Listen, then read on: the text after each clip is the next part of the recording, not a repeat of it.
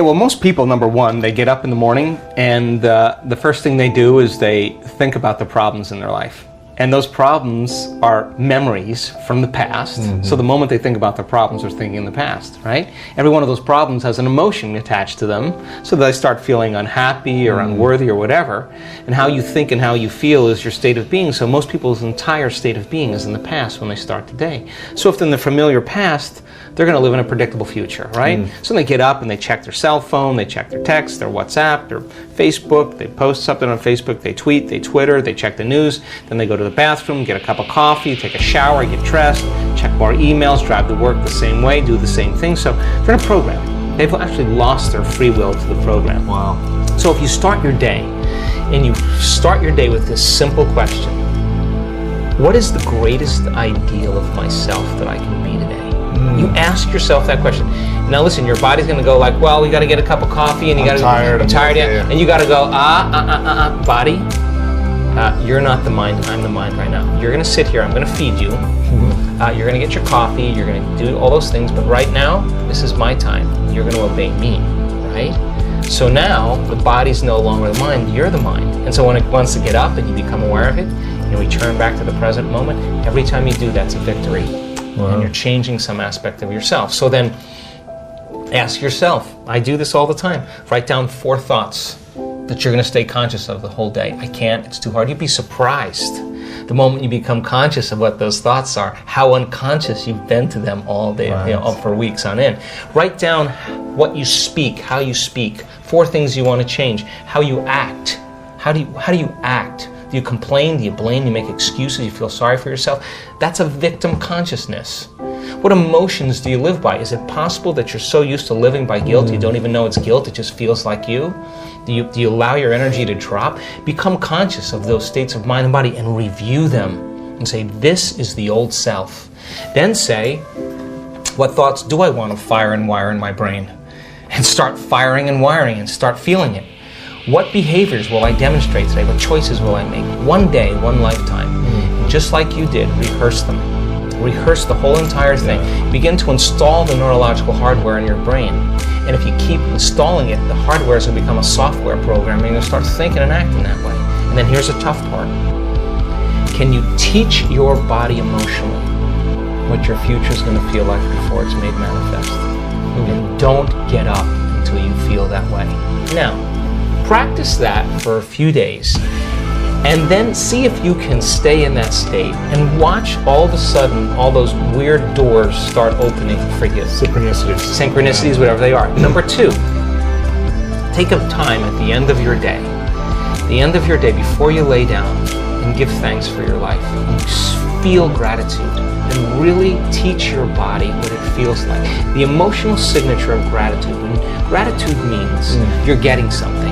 If I give you something that's of value, you would say thank you because you would feel it, right? So when you're receiving, you're giving thanks. So gratitude is the ultimate state of receiving. So then people only accept, believe, and surrender to the thoughts equal to their emotional state. Right. So if you're in a state of gratitude, every thought's going to make it right down into your body. If you're saying, I'm healthy, I'm healthy, I'm healthy, I'm wealthy, I'm wealthy, I'm wealthy, and your body's programmed in negativity, it's saying, no, you're not, no, you're not, no, you're not, that thought's going to stop right here. So as you elevate your state, there are about 1,200 different chemical reactions that go on in the body that begin to restore and repair the body in a state of gratitude. And so we've done the research to prove that. 10 minutes, and just feel it with all of your heart. That's it. Wow. Third thing, and very important, take time, whenever it is, sit down, close your eyes, and begin to just open your awareness to the space around you and just sense it and pay attention to it and become more aware of it. The act of opening your awareness begins to reduce the stress hormones and creates more coherent brainwave states. And I'm doing it right now. And it's just a practice. Yeah. It's just a practice. And the more you do it, the better you get at it. Wow. Who's been your greatest teacher? Ooh, life, no doubt about it. I believe that life is our initiation. I mean, I do my best to see my life as a reflection of my mind, and I think that life is our greatest teacher. reflection of your mind is essentially like what you've created is a reflection of how you've been thinking. Yeah, exactly. So if you're showing up sick physically, then that's what you've created in your mind. Look, I don't believe germs make me sick. I believe I make me sick. I do. I mean, there's no germs with my name on it out there. I mean, they're called opportunistic bacteria because they're waiting for an opportunity for your immune system to be compromised. And so, for me personally, you have to ask myself this question every day. At what point do I stop believing that I create my life? What is that point? So I'm always pushing that envelope a little bit more.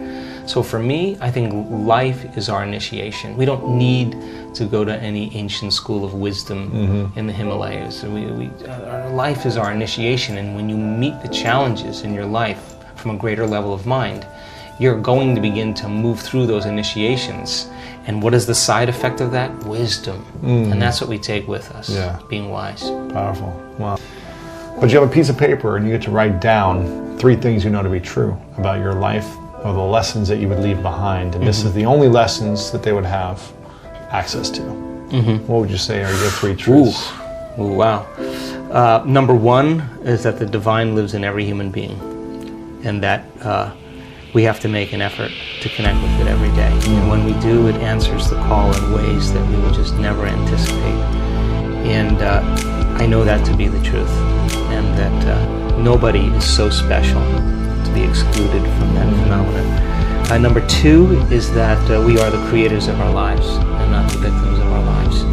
And that taking time in your life to invest in yourself is to invest in a future. And when you invest in yourself, you invest in your future. And when you believe in yourself, you believe in possibility. And I think that everybody secretly believes in themselves. So taking time to understand that we are just works in progress, and to find time to forgive ourselves and to forgive others and start fresh the next day is a blessing. It is a blessing. And finally, I think that it's not our purpose in life to be popular or successful or beautiful or intelligent. Our purpose in life is to remove those blocks, those veils, those limitations that stand in the way between us and that divine intelligence. And when we do, it begins to make its way through us, and we become more like it. We become more loving. It is a loving intelligence. We become more giving. It's a giver of life. We become more conscious. It's a consciousness. We become more mindful. It has an infinite mind. We become more willful. It has an amazing will. Its nature becomes our nature. Its mind becomes our mind. And then we don't have to try to be liked or try to be important or try to be recognized. We're just happy for no reason at all. And I think that is the natural state of being. And I think that we innately know that on some level.